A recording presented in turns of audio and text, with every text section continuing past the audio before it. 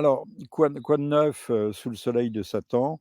Eh bien, il y a l'arrivée de la flamme olympique à Marseille sur le Belém, qui est un bateau en fait, avec des mâts, des voiles, mais il y a un mât qui est déguisé, enfin qui est une cheminée déguisée puisqu'il navigue plutôt, au moteur, au diesel j'imagine. Donc c'est un faux semblant, un peu comme tout dans la République, qui est la nôtre maintenant. Je sais pas. Et alors c'est un dénommé Yule. Moi je dois mal prononcer, mais ça s'écrit Yule. Ce qu'il y a d'extraordinaire que Yule, c'est l'ancêtre éponyme des Romains, c'est Héraclès. Ça donnera la gens Julia. Jules César et appartient à cette gens Julia, qui descend en principe de Iule, par Iule, d'Héraclès lui-même. C'est assez étonnant, mais je pense que Iule ne doit pas savoir le sens et l'origine, l'étymologie de son nom. Enfin, on aurait pu prendre un sportif, on a pris un gars qui parle de la bœuf. La bœuf, c'est la merde, hein, la merde, c'est le shit, et du sang, le sang, c'est le sien. Quel bel exemple, euh, non pas métaphorique, mais emblématique de ce qu'est la France, de ce qu'elle devient, avec sa casquette à l'envers. Je ne sais pas qu'est-ce que c'est que cette démagogie, mais le sport qui devrait être au-dessus de toutes les catégories. Alors le sport devrait être véritablement wokiste, mais dans le meilleur sens du terme. C'est-à-dire, on aurait pu choisir un handicapé sportif de haut niveau. Il y en a qui sont tout à fait étonnants, tout à fait remarquables, ou encore une fois, un nageur. Mais c'est vrai qu'il y avait le petit Manodou. Enfin, petits, ils sont pas petits, les nageurs sont des baraques pour transporter. À l'arrivée, on sait que ce sera un transgenre devant lequel Madame, Madame, je sais plus qui, c'est pas May là, euh, Madame Ruisseau, non pas Ruisseau, Rousseau. C'est la faute à, c'est la faute à Voltaire. Et si je suis, disait le petit Gavroche, si je suis dans le ruisseau. Et est-ce la faute à Voltaire si la France est dans le ruisseau aujourd'hui? Elle avait les yeux exorbités de bonheur devant cette travestie, qui avait une voix d'ailleurs un peu de Regomme. La voix n'était pas au diapason. Bon, ne parlons pas de Madame Nakamura, qui a des formes opulentes, généreuses, et qui va nous chanter Piaf, alors qu'elle n'est française que depuis 1900, non, pas depuis 1900, depuis 2021 ou 22, elle est malienne. Alors elle a une voix puissante, mais un peu comme le Slimane, qui a une fort belle voix, le Slimane de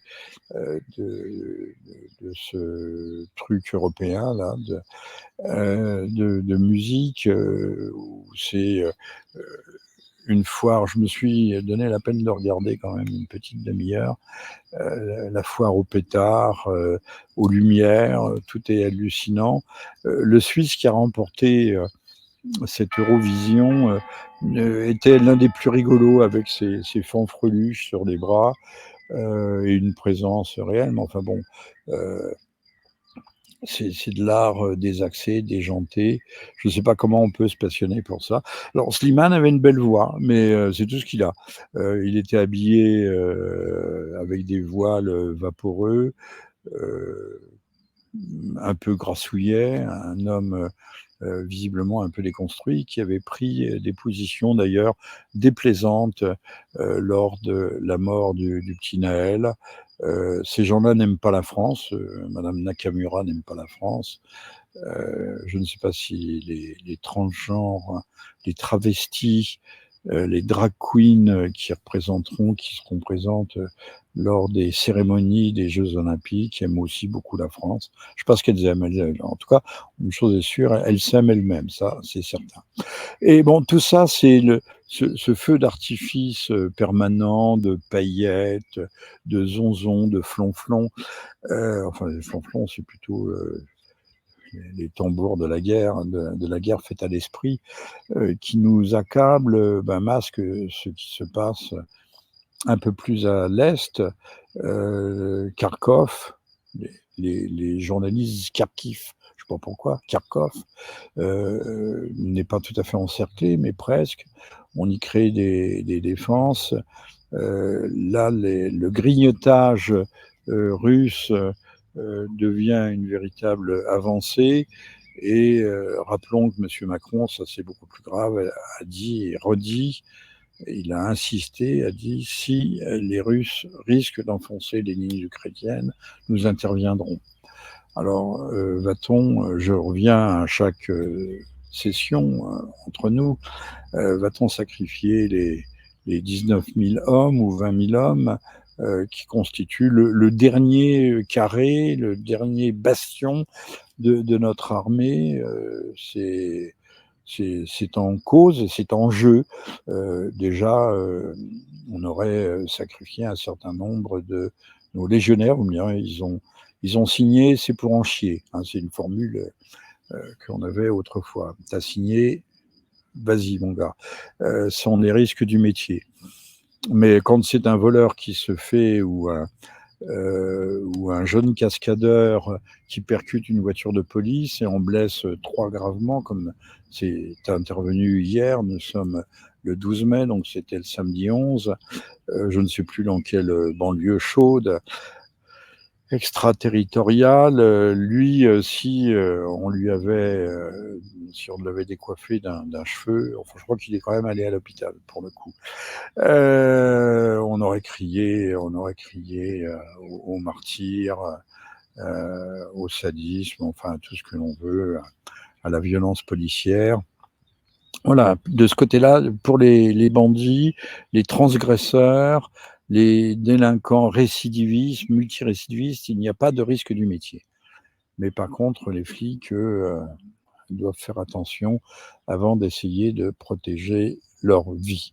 Alors, donc, toutes ces festivités, que ce soit on va laisser que ce soit les Jeux Olympiques, je pense que la plupart des vrais Parisiens vont fuir à tire d'aile. On laissera Paris aux touristes et aux rats de Madame Hidalgo.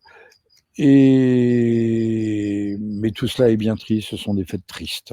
L'olympisme qui était un idéal, et j'y insiste, qui était remarquable quand il était véritablement neutre, on ne parlait pas de laïcité, mais qui justement voulait réunir les hommes par-delà toutes les différences, tous les antagonismes, toutes les fractures, toutes les mémoires douloureuses et les présents aussi, les présents tout aussi douloureux.